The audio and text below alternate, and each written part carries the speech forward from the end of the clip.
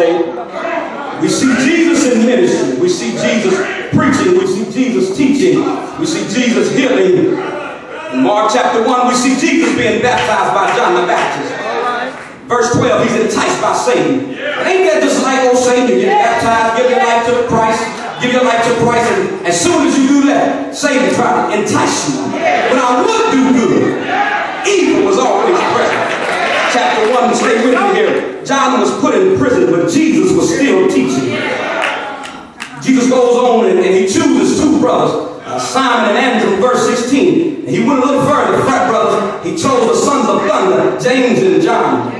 Chapter 1, he's still healing the man possessed by an evil spirit in Capernaum. He goes on to Simon Peter's house to heal his mother-in-law that had fever. And I want to put a footnote here that Jesus makes house calls.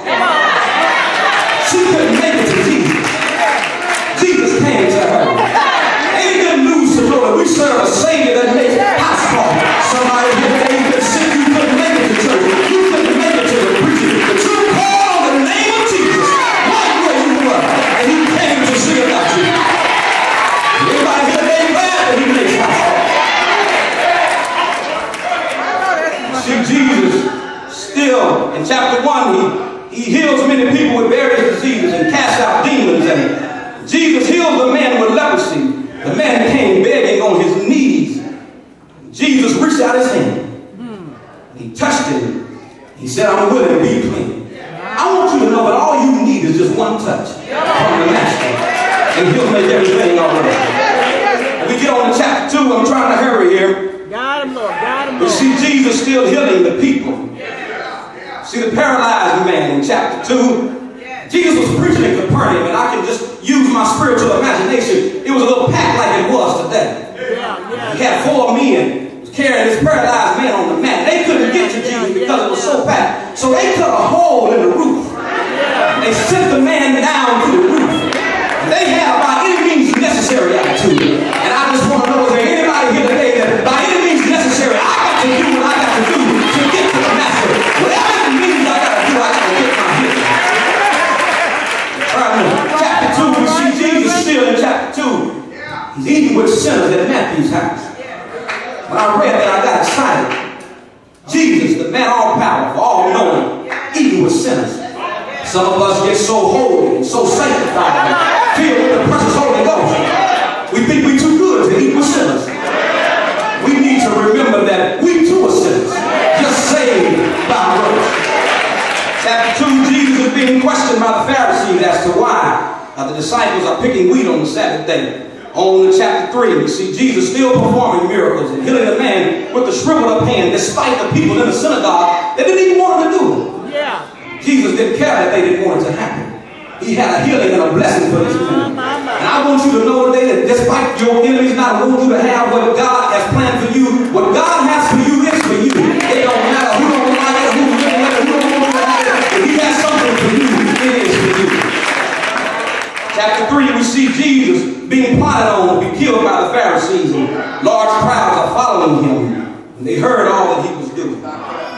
Still in chapter 3, Jesus chooses his 12 disciples in verse 13 to 18. He gets accused of getting his power from Satan. In the beginning of chapter 4, Jesus is teaching and explaining in parables. Parables were Jesus' unique form of teaching. Now, after all that he had done, y'all know he was tired. All right. I'm talking about the human side of him was tired. Because the spiritual side never sleeps or gets tired. I know that myself, I would have been tired. Jesus wanted to leave where he was and transition to the other side. So him and the disciples, they left the crowd and they got in the boat and started sailing to the other side. That brings us to our text today. All right, all right. That day when evening came, he said to them, let's go over to the other side. To the other side. Leaving the crowd behind, they took him along, just as he was in the boat, and there were other boats with him. The Good News Bible says, and suddenly, a strong wind blew up. The waves began to spill over into the boat, so that it was about to fill up with water. The word suddenly means quickly, means unexpectedly, means without warning. That brings me to my first point. If you have a pen, write this down. Right. Storms come when you least expect it. Storms come when you least expect it. For the most part, things have been going good. And all of a sudden, they get to sail into the other side and a storm comes. And I just want to know, is there anybody here today that knows what it's like for a storm to come all of a sudden? You didn't have any foreknowledge of it. You felt like Kevin Hart. No, I wasn't ready. You went to the doctor for an annual checkup. They told you that you won't have to stay and have some tests ran. And then they told you they won't have to admit you. Told you you had a sickness. They just couldn't find what it was. You go in feeling good and have to stay because something is wrong. That's a storm. Brothers and sisters, maybe you don't know about that type of storm, but maybe you have mouths to feed and you have a family to support. The boss calls you in, hands you a pink slip, tells you thank you for your services, but the downside, your help is no longer needed. That's a storm. That came unexpectedly. Or maybe you've been in a relationship. You've been with this person, you love them, you've been faithful to them, you've been honest with them, you've been loyal to them, getting ready to do something nice, and then all of a sudden you find out that they're being unfaithful to you, sending text messages and pictures to exes and to other people in the family. I'll tell you, brothers and sisters, that's a storm that comes when you least expect it. That's one of those storms that cause you to go outside of yourself. Make you be on channel 2 Cincinnati.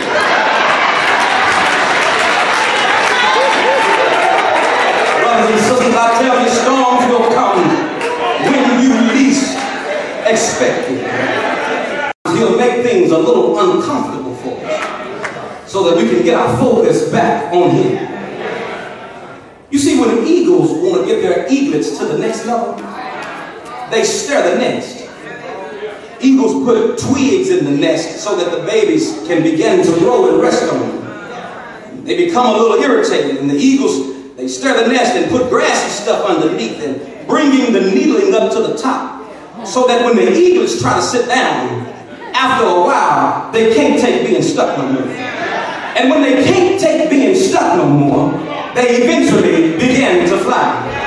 The eagle knows that the eaglet will never move to the next level until their surroundings are irritated. Only after being irritated does the eaglet that was once stuck on the ground begin to soar through the sky. And what are you trying to say, Reverend? Well, what I'm trying to say is sometimes God will send some storms to shake us, to rattle us, to scare the nest of our comfortability.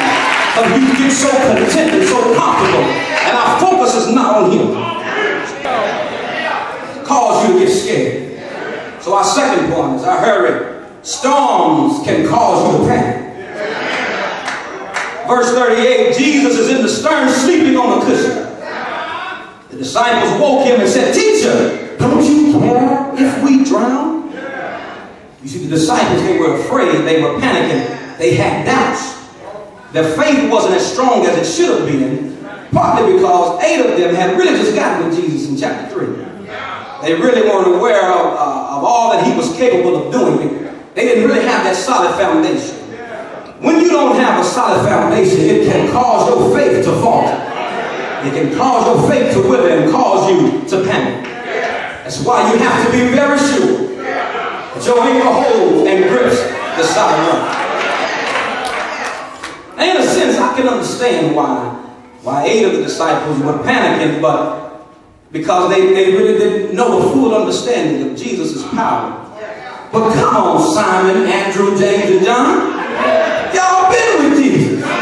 Y'all really gonna panic like that? Y'all were with Him while He was fixing other folks' storms. You were there while He was taking care of other people's storms. As soon as the storm came that way, He got scared and panicked. But I can't get too mad with the disciples, because many of us are like them. We've been with Jesus. We've read about Him. We've seen Him fix other folks' storms. As soon as the storm comes knocking at our door, we get scared and start panicking. Some folks stop believing in Jesus.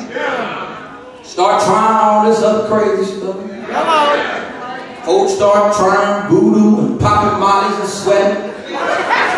Folks start doing palm reading and calling the Ricky Smiley Morning Show, asking psychic Wayne questions about their future.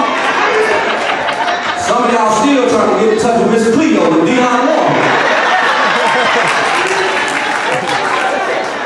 I know some of y'all out there laughing, but some of y'all were just online last night trying to see what Oprah's next life class was. Y'all think Oprah got the answer to all of life's problems? If you weren't trying to find Oprah, you was trying to call Ayanna to fix your life. Brothers and sisters, I tell you, people are seeking satisfaction and security in the midst of their storms, but they're seeking it from the wrong source. We get amnesia and we forget what the Lord has done for others. You see these saints. At St. Andrew Baptist Church, we used to sing a song that said, there's no secret what God can do. You ought to help me out. What he's done for others, he'll do for you. For us young folk, we may not know that old song, but here's one for you. Ty Turner said, if he did it before, talk back to me, he'll do it again. Same God right now. Same God back then. High five somebody and tell him he'll do it again. He'll do it again. He'll do it again. That problem that he fixed before, he'll do it again. Many of you may be wondering and asking, how can you deal and how can you cope when you're in a storm?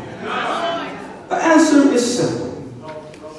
When you know who's on board, you have nothing to worry about. That brings me to my third point. We've heard that storms come when you least expect them. Secondly, storms can cause you to panic. Finally, I've got good news for you. This is your chance to shout. Third point. Storms are no match for the master.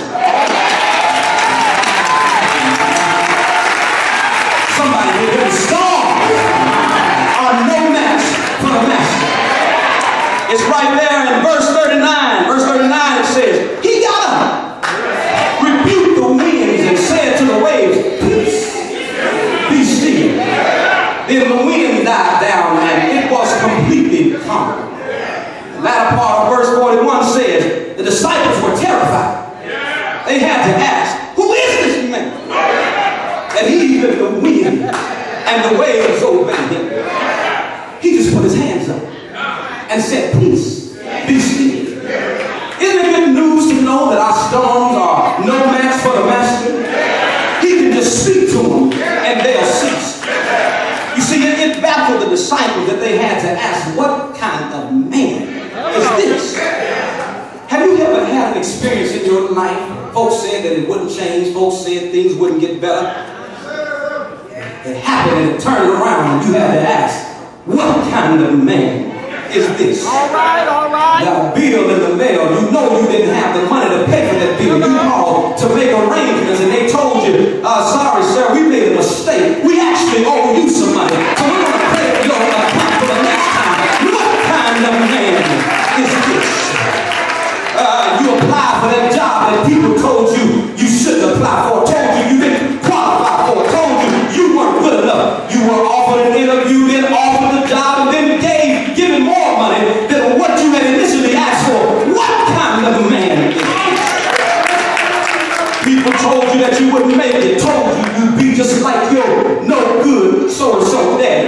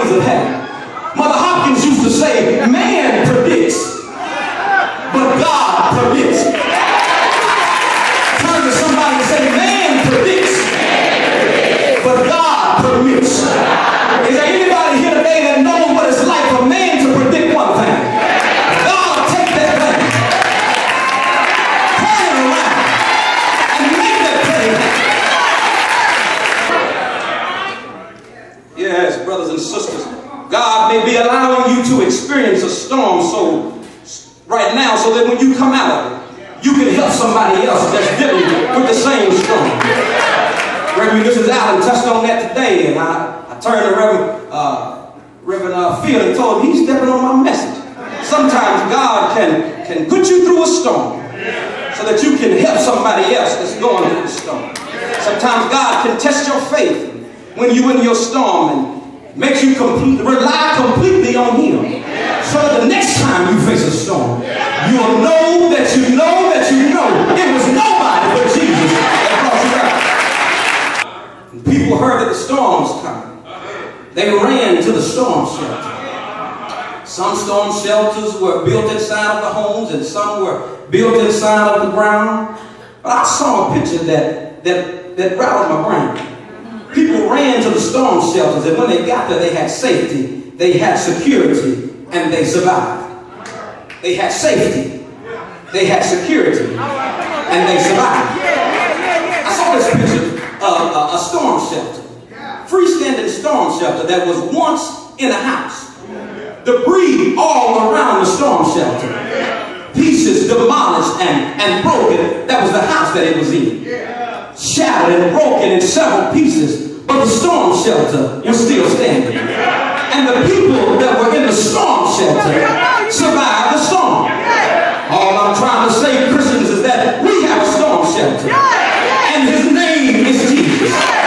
Y'all know that today, when storms of life are raging, we can go to the storm shelter, and He'll help us survive the storm. The good thing about our storm shelter is it comes with a survivor's kit.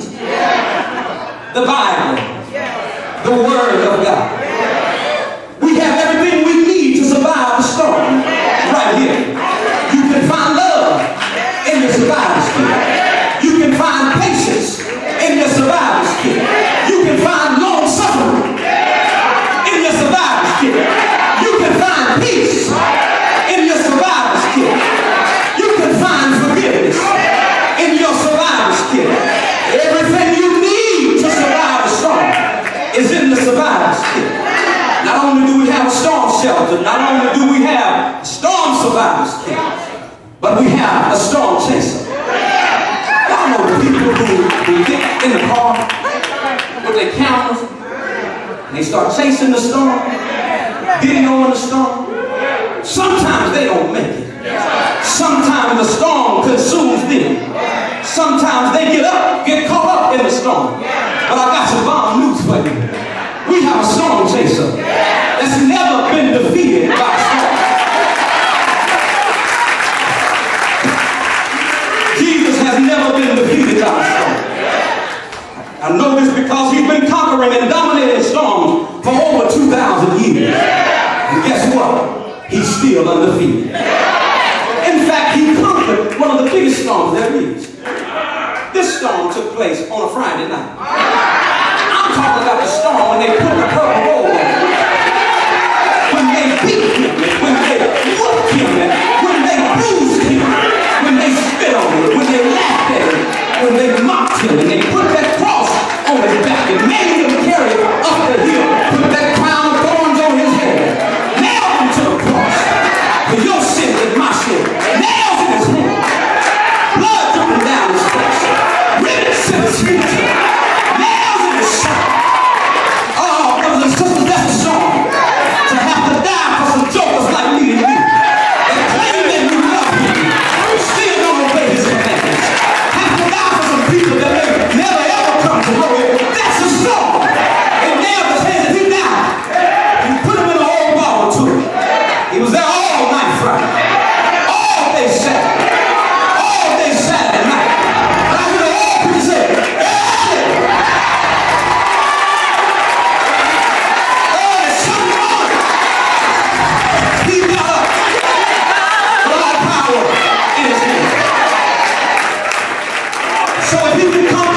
a storm that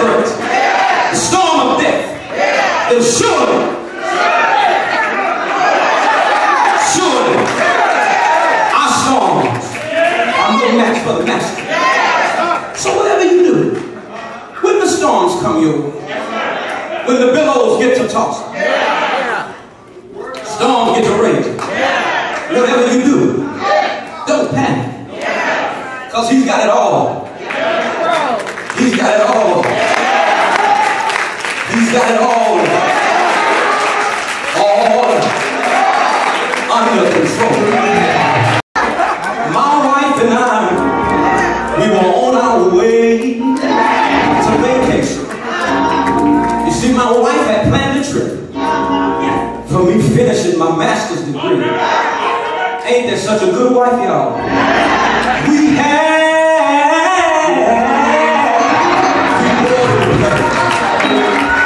I pulled my Bible out and began to read the text today. We had been cleared for takeoff. Our wife laid her head on my shoulder. Other folk had began to take a nap. Some folk were reading their magazines. Some folk were playing on their iPads. Some folk were reading their books. Oh, we had been flying in the air for about some 30 minutes. Then all of a sudden, the plane jerked to the right, and it started back flying straight. Then it jerked to the left, and it started back flying straight. And the bump, we hit a bump, but it started back flying straight. By that time, folk had began to panic. Folk that were once resting had began to panic. Folk that were once content had began to panic. I heard some kids say, "Mama, are we about to crash?"